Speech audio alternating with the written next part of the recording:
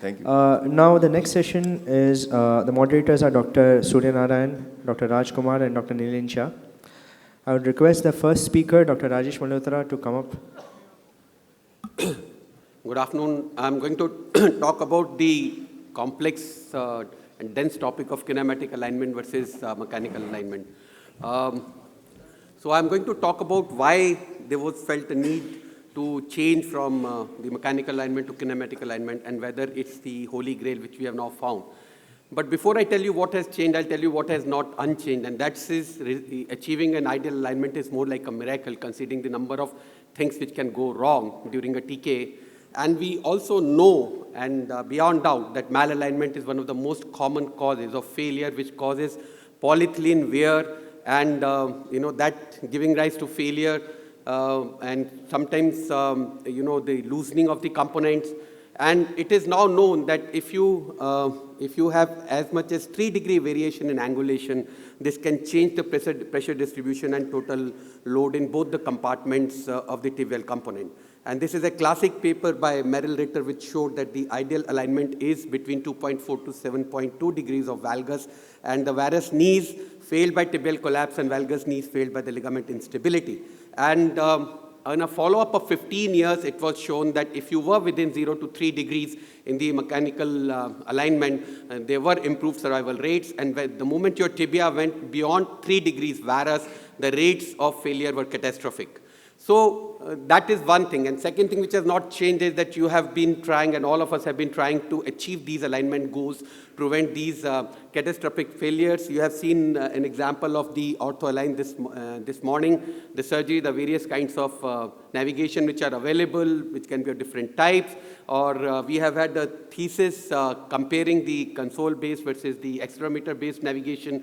And it has been shown that when you use navigation, you can actually have more accurate and reproducible restoration of the mechanical axis with possibly some better results. But the problem is that 20% of the total knee still remain unhappy. And it is for those that it was believed that because kinematics are not restored with the mechanical axis restoration, and 20 to 25% of the patients who are well aligned mechanically are dissatisfied, that the search for the kinematic alignment was started. And we know that the good mechanical alignment is not associated with the good satisfaction all the time. We know that the clinical outcome is not affected by the alignment. We also know that having outlier essentially means that the knee is going to fail. And we also know that the patient-reported outcomes don't really match the malalignment. So there's a whole lot of confusion out there. We know that the alignment does not correlate with this, and we know that there are patients who are dissatisfied. So you have a mechanically well-aligned knee, but then has a unacceptably high prevalence of pain and poor ADL. So then came the concept of constitutional varus, which said that 32% of the men had a constitutional varus with the alignment of 3 degrees or more. Only 2% people in this study had actually a neutral mechanical axis. And then 98% of the patients did not have a normal mechanical axis. And then their femoral lateral bowing and varus femoral condyle was the rule.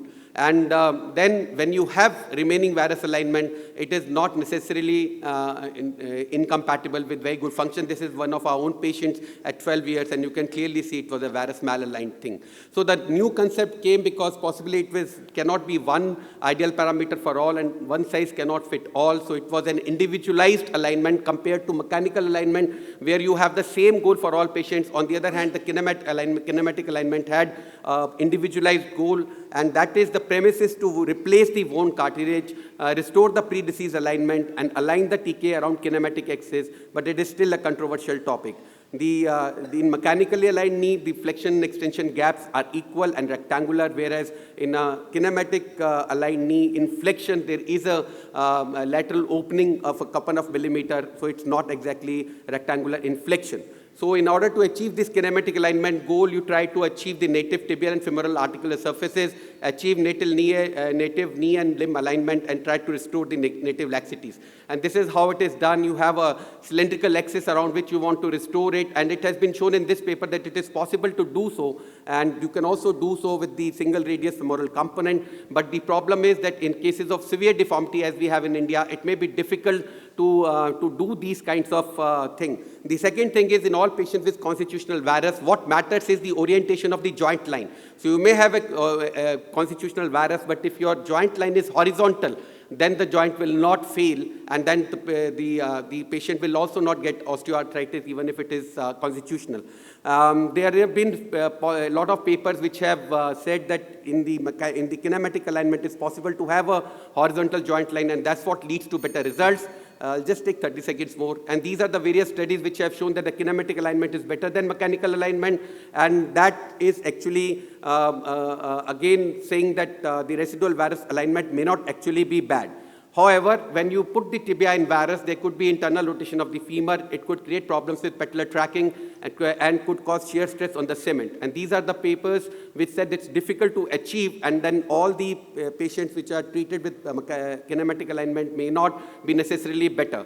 So it's possibly not the solution. These are the two recent papers in 2017 saying that there's no difference between the mechanical alignment and kinematic alignment. However, the difficulty of achieving kinematic alignment is as much as difficulty of accurately achieving mechanical alignment. So the differences are same. And then this particular study said that if things go wrong in kinematic alignment, it can be really devastating. Like this case where 1 degree valgus was planned, it went on to 8 degrees valgus. And also, whatever method you use, when you impact the component, if it is not seated properly, you will have a disaster. So is also the fact that when you actually patient walks, it's a dynamic kind of alignment which matters, not the static alignment which you achieve on the table. And one way out is not to put tibia in varus. As you saw this morning in the surgery, you can have a perpendicular cut of the tibia and have a insert which does that for you, so that gives you 3-degree alignment there. So a kinematic alignment is not necessarily a better substitute as of yet, and may not explain all the differences between the patients who remain dissatisfied after a good mechanical alignment also. And lastly, it is not sure whether if you are able to restore the kinematics exactly, will it work well for an artificial knee, what works good for the natural knee. So kinematic alignment may be comparable to mechanical alignment in some studies, but when things go wrong, it can really be a disaster. And then there may be other factors responsible for the dissatisfaction which may be overlooking. So that may not really be the answer at this stage. Thank you for your attention. Thank you, Dr. Suryan, Rajesh Malhotra. I'd like to call upon Dr. C.S. Yadav for his talk on managing the compromised extensor mechanism. Good afternoon, Speaker. It is very difficult to speak between two fantastic orators, one my present boss and another previous boss. And after directly coming to Chandigarh from conducting health camp 7 days, and this is epidemiology, and cause may be preoperative because of patient factor, intraoperative, and intraoperative surgeon-related factor, and basically be careful at certain step of total knee arthroplasty in every case, and be careful in certain types of total knee to avoid extensor mechanism injury. And post sometime physiotherapist may cause this thing, and there are many types, like it includes patellar tendon disruption, and this is most common, but it has good result of repair. Quadriceps tendon rupture, it is less, but it has bad result of repair. It includes fracture patella. It also includes patellar crepitus and malalignment and osteonecrosis of patella. And prevention is best management for the EMI. And as I told, surgical factors are the most common cause, and it is proven from the literature. After the total knee arthroplasty, blood supply significantly reduces to the extensor mechanism, and it is proven on bone scan, and supply is further reduced if you do the lateral release. And poor patellar alignment, either in both the plane, it is not accepted. Over resection may damage, may cause fracture to the patella, but also may cause injury to the quadriceps tendon and patellar tendon. And these are the surgical factors. And now, most common injury is in the stiff knee. That is the most common we face. And if knee is stiff in extension, then there are more chances of damage. And if it is in flexion, there is also chances of damage, but it is less. But here is the extension lag because of weak quadriceps, long, like in the rheumatoid knee. Long physiotherapy is required. And there are many cause extra-articular adhesions. And adhesions, sometimes they are yieldable. But in rheumatoid knee, these are the contractures and they are not yieldable. So we should be more careful in rheumatoid knee. And like in this case, we have done CR knee. Here is the intra-articular adhesion, bony ankylosis. Another case, but you have to be very careful at every step, starting from exposure to the closure. And this is another case, done CR in stiff knee. And this, as I told, in hyperextension, there is a more chances of rupture. So here, this is our case. We have done intraoperative repair, good clinical result. And sometimes these stiff knee require these BY plastic quadriceps snip and TTO. But I prefer TTO. And prevention of avulsion of PT is very important. And there is a surgical trick for it. Start eversion of patella when knee is extended and release the lateral border of patella, then gradually flex and look at every time at the attachment of patellar tendon to avoid. And sometimes you may need fixation with the pin. And eversion of patella also need tricks. Sometimes you may not be able to evert the patella. So you have to start your surgery like that. But if you do all these things, then in most of the situation, you may evert the patella. These things are required for the eversion of the patella. I will not, because of shortage of time, I will not discuss. And be careful during the cauterization, especially superior ball and inferior, superior pole and inferior pole.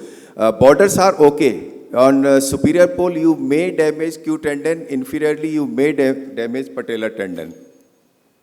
Just finishing. And you have to be good control over the saw during the patelloplasty.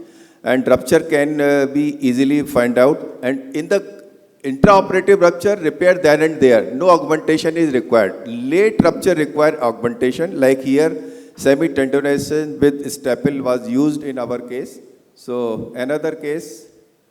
And this here we have used this fiber mesh for the repair. And patellar clunk, many cause, these are the list, and just correct them.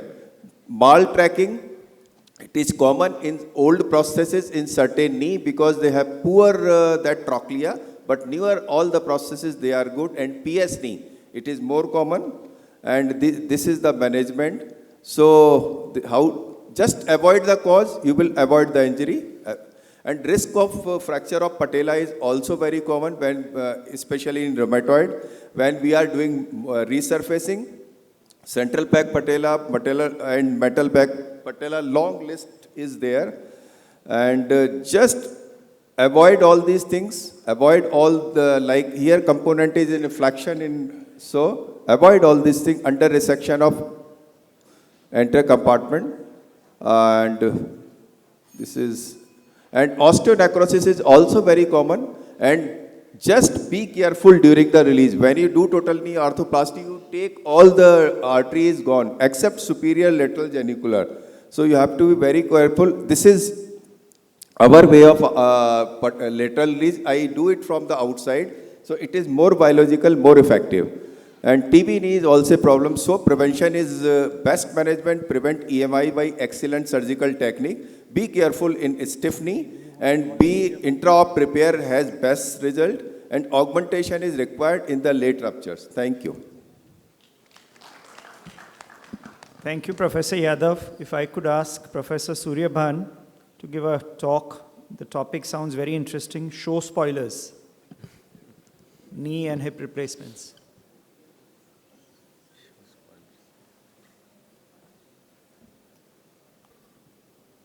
At this stage of my life, I feel very happy and proud that my younger colleagues from Rajesh Malhotra downwards to Amit Pankaj, Krishna Kiran, Vijay Yadav, and all others, and my close friends like Vijay Bose, have spoken so forcefully about the exotic topics and recent developments and given review of lot of literature, which sometimes was difficult to interpret because there was so much of it.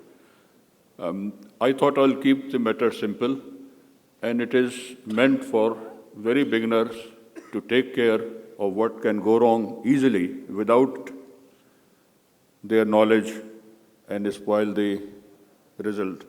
And these are the common things that you all know: poor infrastructure, poor planning, and all those sort of things. And most important thing is rushing through. Nowadays, you hear quite a lot of people saying that they finished the knee replacement in half an hour. That should not be copied. Rushing through is the very problematic thing. Despite the beauty of technology at our disposal, the implants cannot substitute for wisdom of correct surgical technique. And these are some things that I want to share with you. See it before it sees you in the X-ray a few days later. And these are the intraoperative fractures. Commonly occur with uncemented implants. Greater trochanter fracture occurs typically while reaming, usually when withdrawing the rasp. Medial, anterior, and posterior cracks are due to increased hoop stresses at the time of stem implantation, because nowadays we want to put the biggest possible stem to regain immediate stability. While prevention is preferable, if these occur, they should be treated vigorously. Under-treatment is associated with further displacement and unsatisfactory results. It is better to spend additional time to obtain a stable fixation and a stable prosthesis, as the situation will not improve once the patient leaves the operating room. These are the risk factors for femoral fractures. Elderly patients, be gentle in dislocation and redislocation. Not very mobile, like rheumatoid patients, may have soft tissue contractures. Do not use too much force in rotating the femur. Osteoporotic bones, use hammer and rasp cautiously, minimizing repeated trial reduction. And while you are driving in the rasp or the final femoral component, make the calcar area very clear and see if the crack is appearing or not. If this crack is ignored, it can keep on progressing, make the prosthesis loose, allows it to rotate and goes into, let it go into malrotation. Despite desire to put largest press fit stem for immediate stability is a thing that you should take with caution. Template, and if it is you are having difficulty in putting the rasp in or stem is not advancing, then most probably rasp or stem is going into varus. Remove the rasp and try redirecting it again. Eccentric reaming. Cortical perforations usually go unrecognized during surgery. Especially in weak bones of rheumatoid patients, you should be very careful. Put fingers as far distal as possible to feel the femur while reaming. Forget about minimally accessed surgery and reduced tissue trauma surgery. This is what can happen if detected at the time of operation. It should not be treated in a sort of substandard manner just by putting few wires around it. This is an inadequate fixation, and this will displace and become much bigger problem and will require a formal revision with a much longer stem. Use jigs and holding devices all the time and use them correctly.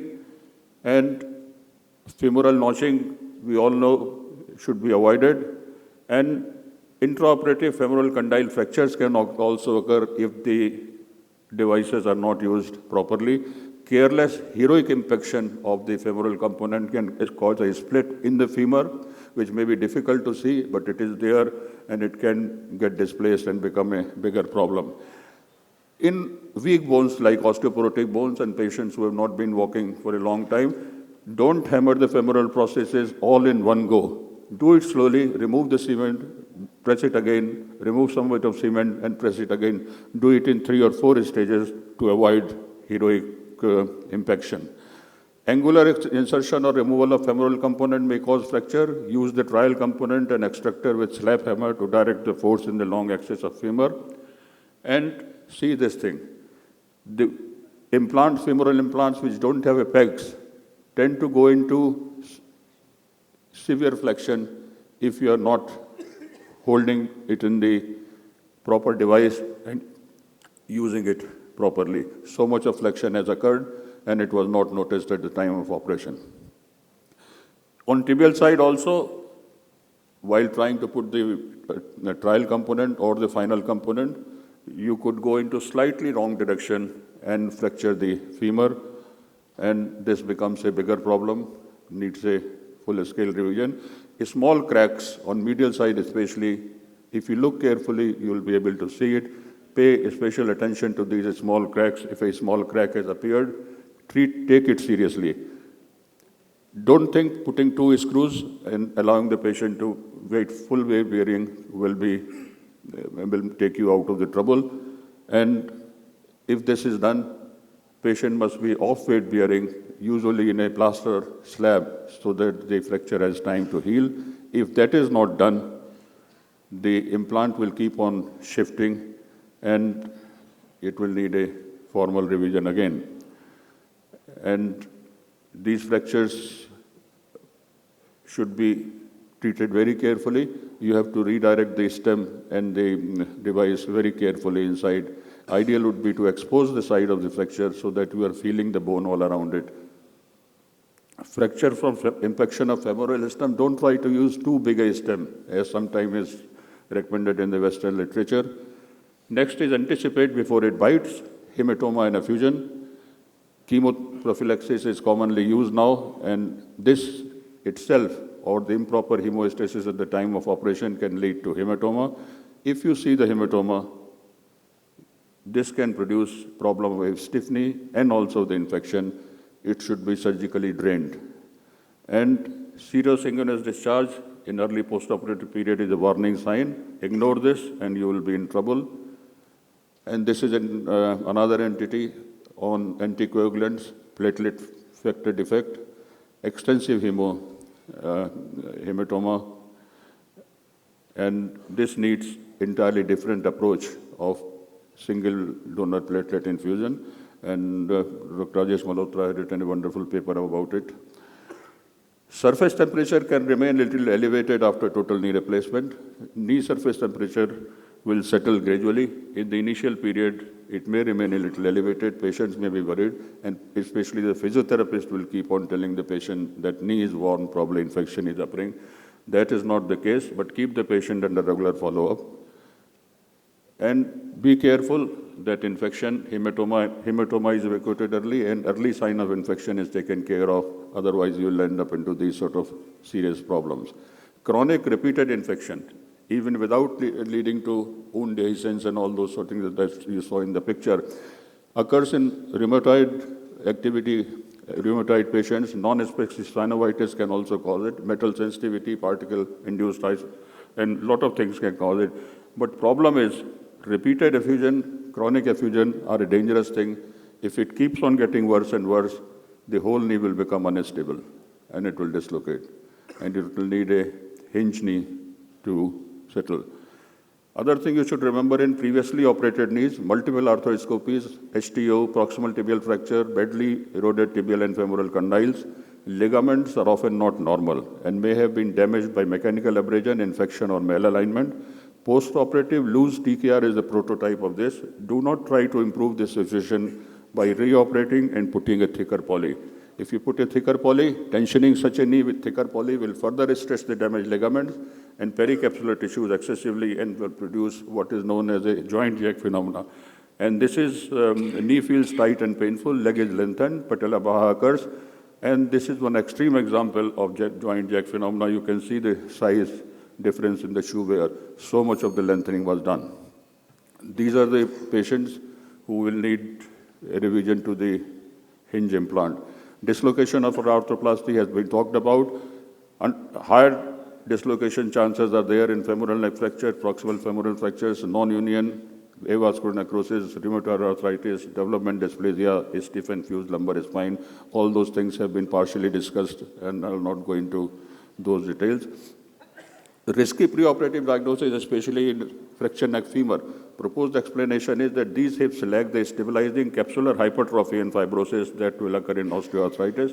Rheumatoid patients may have additional deformities in other joints, compromising posture and gait. And the hip should be moved with the trial implant in all directions to see if there is any impingement or not. That should be taken care of. If there is an impingement, either metal to bone or metal to metal or bone to bone, this will dislocate. Impingement can also occur rarely from heterotopic ossification. And this is the hip that dislocated because of a small bolus of cement came out anteriorly and was not removed. Larger head size, as you know, femoral component malrotation will produce the dislocation. Constrained cups are quite often used for treating recurrent dislocation. The only thing I want to point out is, if you are using a constrained cup, it is a little difficult to locate the femoral head inside the acetabulum. Quite often, it will not go inside. You may have a feeling it has gone inside, and in X-ray it looks like this. And a few days later, you will find it is dislocated. This is the difference between properly seated hip on the right side, properly seated hip. And the other thing, which probably you'll see quite often, is a rash on the anterior surface of the knee. It's usually not because of metal energy. What I have found is a lot of patients are keen on applying coconut oil on it. And coconut oil probably has some additives added to it, which produces these sort of severe rashes. And that will improve once you tell them not to apply the oil and treat it with local steroid applications. Thank you very much. Thank you, Dr. Ban, for the pearls of wisdom. I think the three talks did evoke and should be evoking a lot of questions, but unfortunately I'm told they are ready in the operating room. Probably we have to keep it in the open forum. Thank you to all the speakers.